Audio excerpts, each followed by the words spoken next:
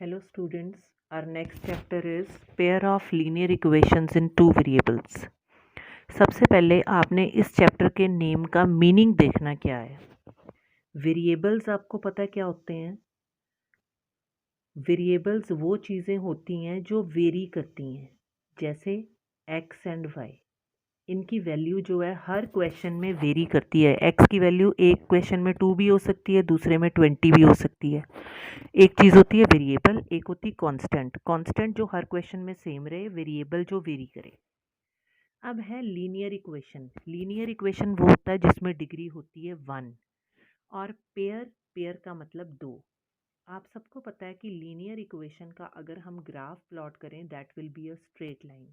यहाँ हम बात कर रहे हैं पेयर की। पेयर का मतलब दो लीनियर इक्वेशंस। दो लीनियर इक्वेशंस को अगर हम सेम एक्सिस के ऊपर ड्रॉ करेंगे तो हमारे पास लाइंस कैसी आ सकती हैं, इसकी 3 पॉसिबिलिटीज़ हैं।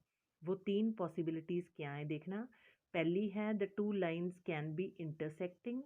Number 2 they can be parallel. Number 3 they can be coincident. पहली मैंने क्या बताई आपको? इंटरसेक्टिंग। दूसरी मैंने क्या बताई? पैरेलल। थर्ड मैंने क्या बताई? कोइंसिडेंट, मतलब एक के ऊपर दूसरी। ठीक है, ये मैंने ओवरराइट इसको इसलिए किया ताकि आपको समझ में आ जाए। ये 3 तरह की हमारी हैं लाइंस बनेंगी, पेयर ऑफ लीनियर इक्वेशंस जो होंगी। अब इसके बाद देखो जो इंटरसेक्टिंग होंगी, जो लाइंस इंटरसेक्टिंग हैं उनमें सॉल्यूशंस कितने होंगे? Only one solution. सॉल्यूशन कौन सा होता है? जहाँ पर दोनों चीज़ें मिलती हैं, और इसको हम क्या कहेंगे? कंसिस्टेंट। जिसमें सॉल्यूशन एक हो या बहुत सारे हों उसको हम कहते हैं कंसिस्टेंट। जिसमें सॉल्यूशन ना हो उसको कहते हैं इनकंसिस्टेंट। ये था इंटरसेक्टिंग वाला केस। अब हम बात करेंगे पैरेलल वाला केस। पैरेलल वाले केस में क्या होगा? कहीं पर नहीं मिल रही हैं, नो सॉल्यूशन, और कोई सॉल्यूशन नहीं है तो इनकंसिस्टेंट भी हैं ये। ओके। अब है कोइंसिडेंट। कोइंसिडेंट में क्या है? एक के ऊपर ही दूसरी। तो हमारी सॉल्यूशंस कितनी है? ये भी सॉल्यूशन है, ये भी है, ये भी। इनफाइनाइट सॉल्यूशंस होंगे इस केस में, और सॉल्यूशन है हमारे पास। इसका मतलब सॉरी, दिस इज कंसिस्टेंट। ये इनकंसिस्टेंट नहीं है, this is consistent. Okay, inconsistent नहीं है, ये कंसिस्टेंट है। अब नेक्स्ट पे देखो, जहाँ सॉल्यूशन है वो कंसिस्टेंट है, जहाँ सॉल्यूशन नहीं है वो इनकंसिस्टेंट है। अब इनकी कंडीशंस क्या क्या हैं? सबसे पहले इंटरसेक्टिंग की कंडीशंस। मैंने यहाँ पर जो पेयर ऑफ लीनियर इक्वेशंस ली हैं वो देखो ध्यान से। a1x plus b1y plus c1, a2x plus b2y plus c2। अब तीनों की रेशोज़ क्या होंगी? a1/a2, b1/b2, c1/c2। पहले केस में जब a1/a2 not equal to b1/b2 है, उस केस में जो हमारी लाइंस होंगी वो होंगी इंटरसेक्टिंग। ये मैंने इंटरसेक्टिंग ड्रॉ की हैं। उसके बाद जब पहली दो इक्वल होंगी, थर्ड नॉट इक्वल होगा, वहाँ पर इनकंसिस्टेंट है, और वहाँ कौन सी लाइन होगी? नो सॉल्यूशन, मतलब पैरेलल लाइंस। और थर्ड जिसमें तीनों की रेशो सेम होगी वो होगी कंसिस्टेंट है, इसलिए वो होंगी कोइंसिडेंट लाइंस। ये 3 कंडीशंस आपको लर्न होनी चाहिए, ज़रूरी हैं ये। नेक्स्ट देखो। अब ये देखो, बिल्कुल सिंपल है ये चीज़। हमारे पास पेयर ऑफ लीनियर इक्वेशंस है नंबर 5 में, नंबर 6 में। एक 5 में पेयर है, एक 6 में पेयर है। उसने क्वेश्चन बोला है रेशोज़ कंपेयर करके हमें ये बताना है रिजल्ट कंसिस्टेंट है या इनकंसिस्टेंट है। पहले वाला केस देखो, मैंने a1/a2 निकालना है। ध्यान से देखना, a1 कितना है? 3/2। a2 कितना? 9। मैं 9 को लिख सकती हूँ 9/1। अगर मैं इसको सॉल्व करूँ ये बन जाएगा 3/2 इंटू 1/9। कैंसिल हो गया, 1/6 हो गया। देखना ज़रा, a1/a2 ये आ गया 1/6। अब मुझे निकालना है b1/b2। 5/3 अपॉन -10/1।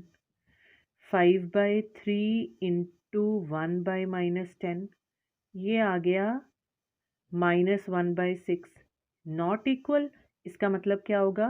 पहली कंडीशन याद करो यूनिक की, और वो किसके लिए होती थी? इंटरसेक्टिंग के लिए। इंटरसेक्टिंग के लिए यूनिक सोल्यूशन मतलब ओनली वन सोल्यूशन। सोल्यूशन है तो हमारा रिजल्ट क्या होगा? कंसिस्टेंट। सेम यही काम हम दूसरे में भी करेंगे, वो हमारा फिर क्वेश्चन सॉल्व हो जाएगा। ठीक है, नेक्स्ट पे आओ। अब नेक्स्ट देखो, इसमें क्या है? क्वेश्चंस दिए होंगे स्टेटमेंट की फॉर्म में। स्टेटमेंट वाले को पहले हमें इक्वेशन की फॉर्म में चेंज करना है, पॉलिनॉमियल बनाना है। बनाने के बाद हमने उसको सॉल्व करके उसका रिजल्ट फाइंड आउट करना है। इसमें क्या दिया हुआ है? A part of monthly hostel charges is fixed. जो फिक्स था हमने उसको ₹X सपोज कर लिया। And the remaining depends on the number of days one has taken food in the mess. उसने कितने दिन खाना खाया, दूसरा उसके ऊपर डिपेंड करता है।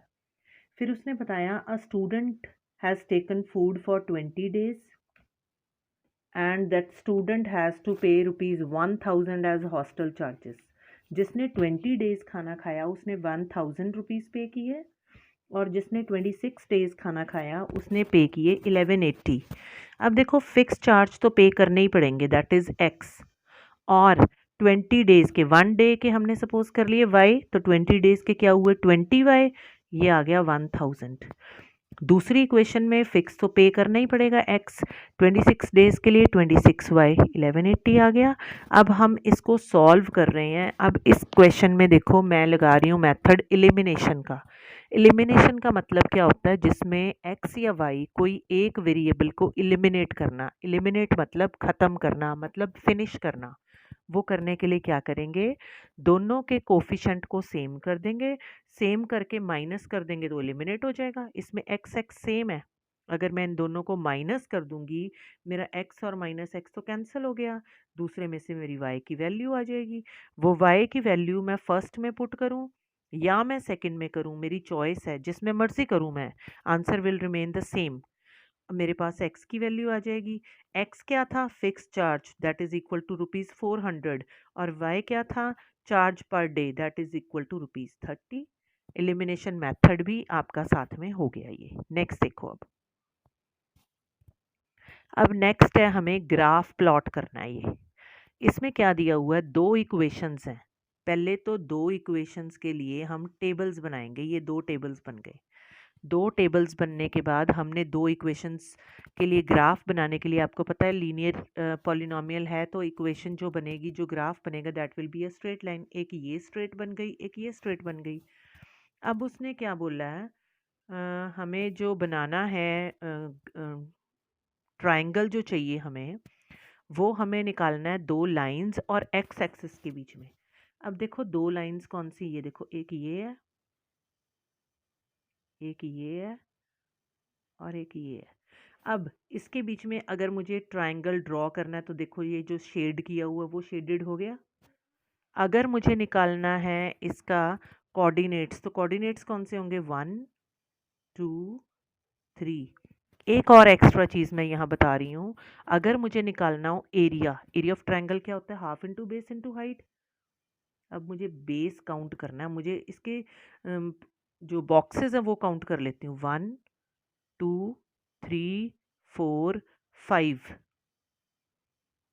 और यहाँ तक कितने बॉक्सेस हैं? 4। कितना आ गया आंसर इसका? 5 2 ज़ा 10 स्क्वायर यूनिट्स। Question done. ठीक है बेटे, नेक्स्ट देखो। अब देखो सेम वही काम जो मैंने अभी आपको करवाया, एलिमिनेशन वाला मेथड, सेम वही काम है, बिल्कुल एग्जैक्टली वही चीज़ है। हमने दो इक्वेशंस बना ली, सॉल्व कर ली दो इक्वेशंस। दोनों इक्वेशंस में जिसको हमने एलिमिनेट करना है वो चीज़ सेम कर दो। पहले वाले में 3x है, दूसरे वाले में 9x है। पहली इक्वेशन में 3x है, तो पहले पूरी की पूरी इक्वेशन को 3 के साथ मल्टीप्लाई कर दो। एक इक्वेशन बन गई, दूसरी इक्वेशन बन गई। उनको माइनस करोगे, आपकी x और y की आ जाएंगी वैल्यूज़। नेक्स्ट पे आओ, ट्राई कर लेना एक बार इसको।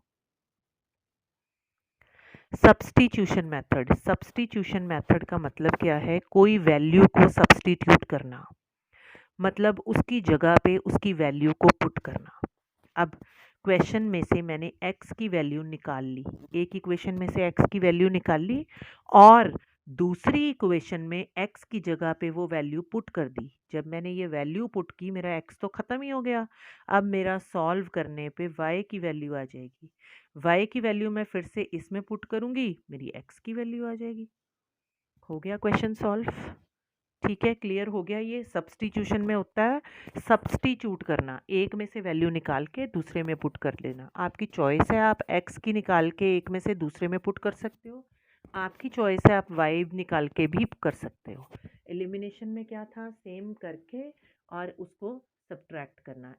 सब्स्टिट्यूशन में उसकी जगह पे वैल्यू को पुट करना। नेक्स्ट देखो।